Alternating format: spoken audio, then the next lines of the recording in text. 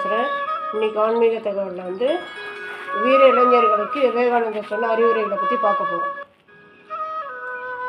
நீ கடவுள் நம்பிக்கை உடையவனாக இருந்தாலும் சரி அல்லது நாத்திகனாக இருந்தாலும் சரி, உன் சுக துக்கங்களை மறந்து பிறர் நலன் பொருட்டு வேலை செய்.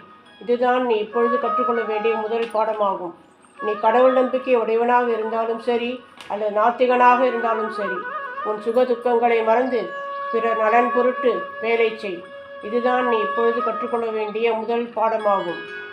உன்னை தியாகம் செய்வதனால் மட்டுமே பிறரின் இதயங்களை நீ வெல்ல முடியும். உன்னை தியாகம் செய்வதனால் மட்டுமே பிறரின் இதயங்களை நீ வெல்ல முடியும்.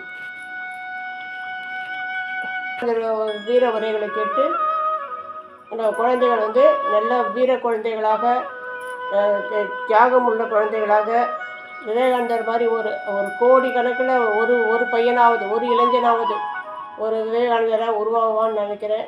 நன்றி, வணக்கம். இதை சப்ஸ்கிரைப் பண்ணுங்கள், ஷேர் பண்ணுங்கள்.